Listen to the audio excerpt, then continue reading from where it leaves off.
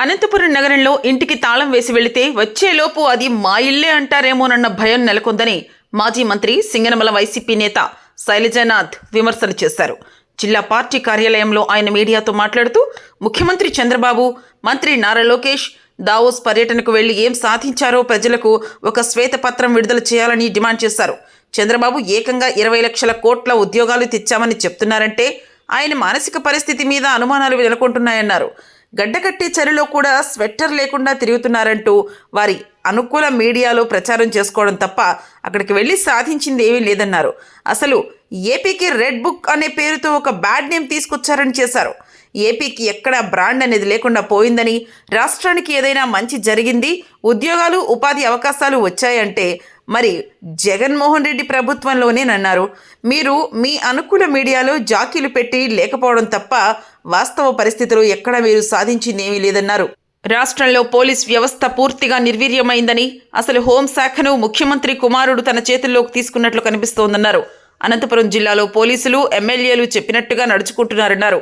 కళ్యాణదుర్గం, రాప్తాడు, అనంతపురంలో పరిస్థితులు మరీ దారుణంగా ఉన్నాయన్నారు.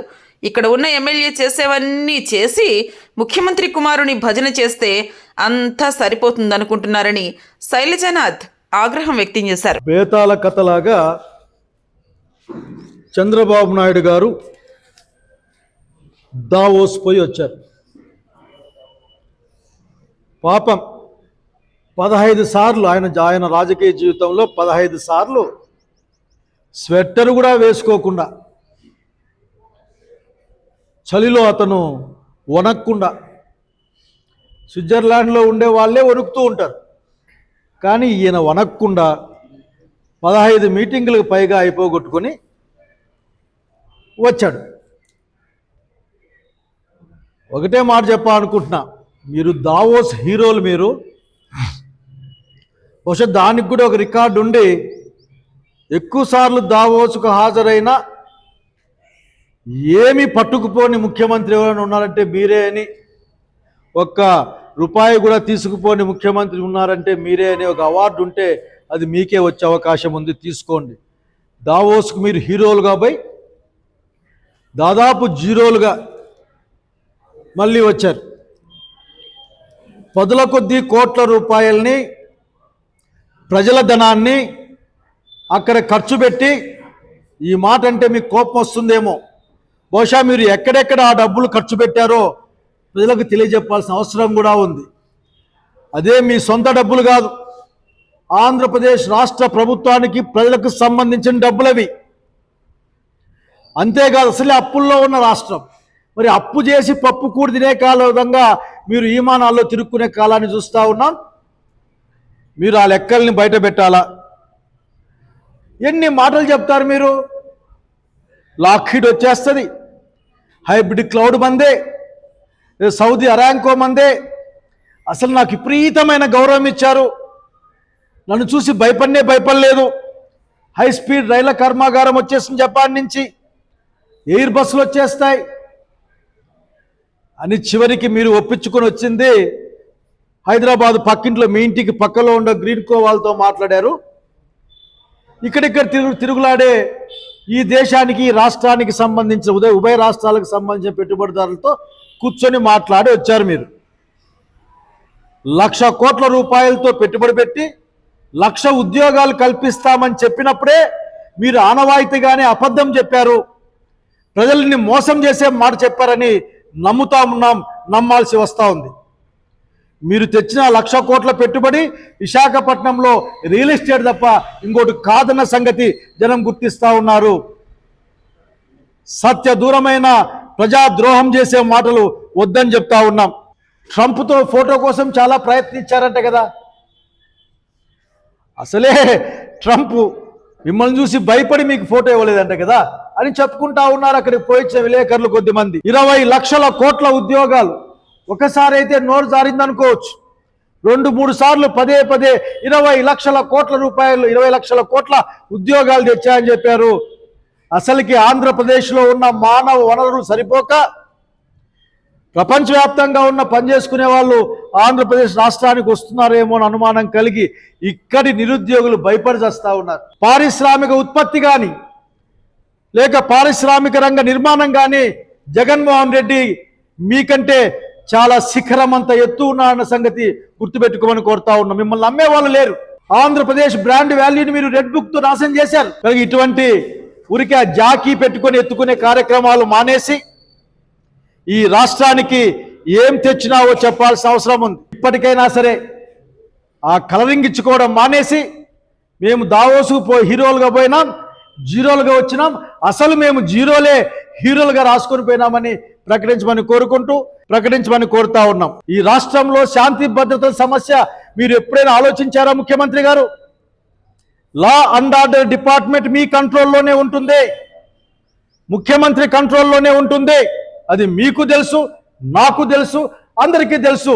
ఈరోజు అడుగంటిపోయిన శాంతి భద్రతలు, అదుపు తప్పుతున్న కొద్దిమంది చర్యల వలన పోలీస్ శాఖ, ఇవన్నీ మీరు పట్టించుకోరా? అసలుకి ఎంత అన్యాయంగా జరుగుతుందో ఈ రోజున ఈ రాష్ట్రంలో మీకు ఎప్పుడైనా అర్థమైందా? లక్కిరెడ్డిపల్లి గ్రామంలో లోకేష్ అనే ఒక పిల్లకాయ 14-15 నెలల కిందట ఎలక్షన్ల టైంలో వైఎస్ఆర్సీపీ నాయకులకి స్వాగతం పలుకుతూ ఆ పటాకుల బాణసంచా కాల్చాయట. అప్పుడు అతనికి కంటి వద్ద గాయమైంది. వైఎస్ఆర్ కాంగ్రెస్ పార్టీ 3 లక్షల ఆర్థిక సహాయం కూడా చేసింది. ఎన్నికల తర్వాత లోకేష్ బహుశా సినానిమస్గా ఉందనుకున్నాడేమో, ఆ లోకేష్తో చేరితే మీ యొక్క సూచనల మేరకు తప్పుడు కేసులు పెట్టారు. 14 నెలల తర్వాత 15 నెలల తర్వాత ఆయన మానవ హక్కులకే కాకుండా పోలీసుల చేత 326, 340 ఎక్స్ప్లోజివ్ యాక్ట్ అని ఇట్లా అనేకమైన సెక్షన్ల కింద కేసు నమోదు చేశారు. మీరు నేర్పిన విద్యయే నీరజాక్ష అని ఖచ్చితంగా మీ ఎమ్మెల్యే గారు కూడా మా జిల్లాలో మాట చెప్పారు. మరీ చెప్తాం ఆ మాట. ఖచ్చితంగా మీరు చెప్పించిన విద్య నేర్చుకునే ప్రయత్నం చేస్తూ ఉన్నాం, నేర్చుకుంటాం కూడా. ఎందుకంటే పాపం నేర్పిస్తే నేర్చుకోవాలి కదా. కామెంట్ పెడితే కూడా మీరు సైన్స్ లేరే, మీరు మీ అబ్బాయి రెడ్ బుక్ రాజ్యాంగం ప్రకారం మీరు అంబేద్కర్ రాజ్యాంగాన్ని తుంగలో దొక్కే ప్రయత్నం చేస్తూ ఉన్నారు. జాగ్రత్త అని మాత్రమే చెప్పాలనుకుంటా ఉన్నాం. మీ కుమారుడు గారు మాట్లాడాడు ఏదో మీటింగ్లో, రెడ్ బుక్ రాజ్యాంగాన్ని పేరు చెప్పితేనే కొంతమందికి గుండె పోటు వస్తుందని చెప్పాడు. నిజంగా ఎంత క్రూరత్వం అది. చివరికి సాక్షాత్తు హోంమంత్రి మీకు ఉత్తరం రాస్తాడు, అయ్యా చాలా అద్మానంగా ఉంది మీ పరిస్థితి, సరిదిద్దుకోండి అని హోంశాఖ అమిత్ షా గారు లెటర్ పంపిస్తే దాన్ని కూడా పట్టించుకోలేని పరిస్థితి. ఏ రంగంలో కూడా పోలీస్ వ్యవస్థని మీరు ఏ విధంగా నాశనం చేశారంటే, హైకోర్టు స్వయంగా సీసీ ఫుటేజీలు కావాలని నాకు అడిగితే సీసీ ఫుటేజీలు కూడా ఇవ్వలేం, అవి పనిచేయడం లేదని చెప్పించిన ఘనమైన చరిత్ర మీది, అంత ఘోరమైన చరిత్ర మీది చంద్రబాబు నాయుడు గారు లా అండ్ ఆర్డర్ మంత్రిగా. చేతగాన వాడికి ఉలికి ఎక్కువ, కోపం ఎక్కువ అని ఒక సామెత మా ప్రాంతాల్లో తిరుగుతూ ఉంటుంది. సూపర్ 6 అన్ని అమలు చేసినామని మీరు సూపర్ 6 గ్రాండ్ సక్సెస్ అని రాస్తే మేము పలకాల.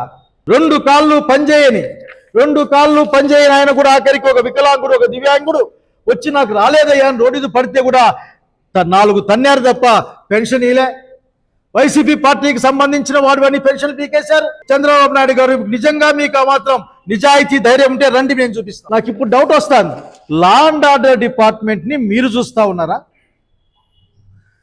లేక మీ తర్వాత ముఖ్యమంత్రి కావాలనుకుంటున్నా, లేక మీ నాయకుడు మీ డిఫాక్టో ముఖ్యమంత్రిగా అందరూ చెప్పుకునే మీ అబ్బాయి చూస్తున్నాడో మాకు అర్థం కావడం లేదు. జగన్ రోజుకి జనంలో పెరుగుతూ ఉన్నాడు. జగన్ రోజుకి ఆఖరికి జనాభిమానాన్ని ఇబ్బడిగా పొందుతూ ఉన్నాడు. జగన్ చుట్టుపక్కల ఉన్న వాళ్ళని బెదిరించాలి, భయపడించాలి, వాళ్ళని ప్రలోభాలకు గురి చేయాలి.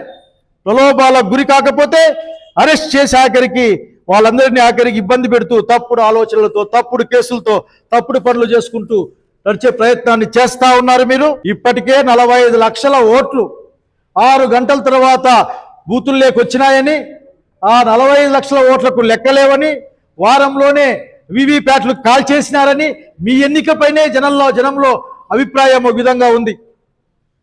వాళ్ళు అనుమానాలు పెట్టుకున్నారు. ఇటువంటి సమయంలో ఇటువంటి దుర్మార్గమైన ఆలోచనలు చేస్తే అది మీకు నష్టం, ఈ సమాజానికి నష్టం. ఈ జిల్లా పోలీసులకు వచ్చినప్పుడు, అయ్యా మీరేం డిఫరెంట్గా లేరు, మీరు కూడా మామూలుగానే ఉన్నారు. ఎందుకంటే యథా రాజా తథా ప్రజ.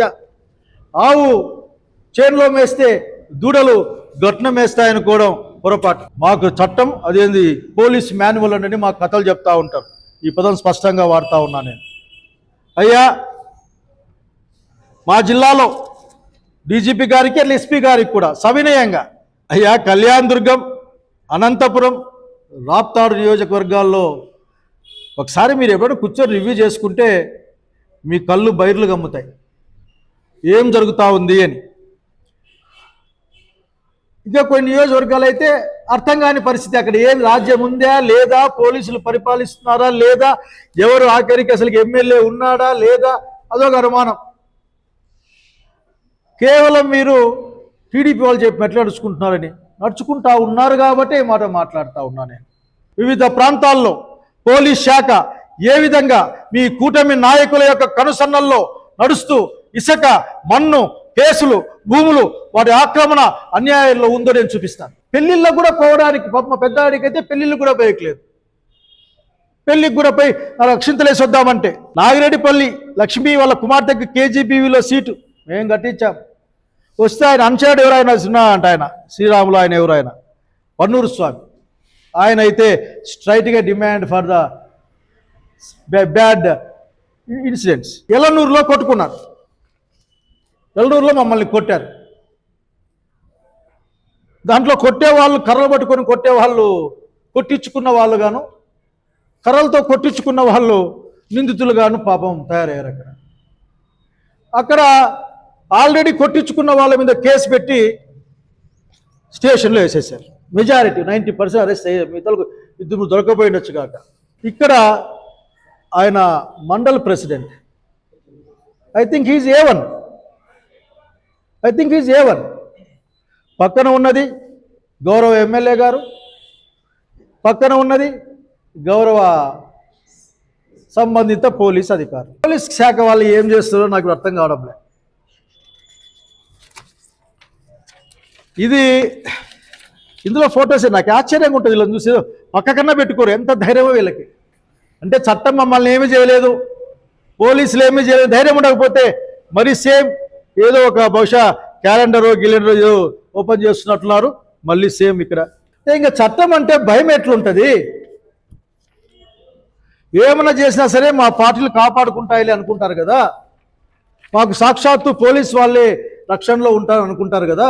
ఇంతవరకు నేను అనుకోలే. ఇంతవరకు ఏదో కొట్లాడారు, గ్రామంలో ప్రశాంత్ ఉండాలి ఇట్లా అనుకుంటూ పోయారు. కానీ చట్టాన్ని రక్షించిన వాళ్ళే కాపలా కాసే పరిస్థితి వస్తే, వాళ్ళకే ఈ పరిస్థితి వస్తే, వాళ్ళ దగ్గరుంటే, లేక శాసనకర్తలు పక్కలో పెట్టుకొని తిరుగుతూ ఉంటే ఇంకా చట్టాన్ని పట్ల ఎవరు భయపడతారు? లాని ఎవరు గౌరవిస్తారు? కనీసం చట్టం క్రైమ్ చేయాలంటే భయమన్నా ఉండాలి కదా. మళ్ళీ ఆ భయాన్ని కూడా లేకుండా చేసే మీ యొక్క యాటిట్యూడ్, ఈ జిల్లాలో పోలీస్ అందరూగా ఈ జిల్లాలో ఉన్న కొద్దిమంది పోలీస్ ఆఫీసర్ల యొక్క ప్రవర్తన నిజంగానే బాధాకరంగా ఉంది. నాకైతే బాధ. అనంతపురం పట్టణం లాంటి పట్టణంలో తాళాలు వేసుకొని పోతే ఆ ఇండ్లు మావే అంటారు. ఎగ్జిబిషన్ గ్రౌండ్లో పెట్టుకోవాలంటే మాకు డబ్బులు కట్టకపోతే మీ సంగతి తేలుస్తామంటారు. సారాయంగన్ల దగ్గరికి పోయి అదే చేసి కాల్ చేస్తారు. మేము చెప్పిందే జరగాలని శాసిస్తారు. మా ఎంపీ గారి మాటల్లో ఒక దండుపాలెం బ్యాచ్ లాంటిది ఒకటి లోపల ఇక్కడ తిరిగి అన్ని దగ్గర చేస్తూ ఉంటే ఒక్కరిని అరెస్ట్ చేశారట. చేసిన ఆయన ఇంతవరకు చూపించలే. బహుశా ఈ నిమిషం దాకా అయితే చూపించలే. నాకు తెలియకుండా ఏమైనా చూపించారేమో నాకు తెలియదు. ఆయన ముఖ్యాన్ని చూడట, కేవలం చేసే పనులన్నీ చేసి మీ అబ్బాయిని కీర్తిస్తూ ఉంటే అన్ని కార్యక్రమాలు ఖర్చు అయిపోతాయి, లేకుంటే మాఫీ అవుతాయి అనుకుంటా ఉన్నారేమో. దుర్మార్గంగా ఉంది. భూముల ఆక్రమణ, బలహీనుల ఆస్తులు పీక్కోవడం, బెదిరించడం, ఇది మా ప్రభుత్వం అని చెప్పడం, మేమేం చేసినా చెల్లుబాటుని చెప్పడం, అదే దాన్ని వివిధ ప్రభుత్వ ఆఫీసుల్లో కానీ పోలీస్ శాఖలో కానీ కొన్ని చోట్ల రిపీట్ చేయడం, ఇవన్నీ కూడా ముగ్యమైపోతున్న మానవ హక్కులకి, డిస్టర్బ్ అవుతున్న సోషల్ హార్మోనీకి, సొసైటీ హార్మోనీకి తార్కారంగా భావిస్తూ ఉన్నాం.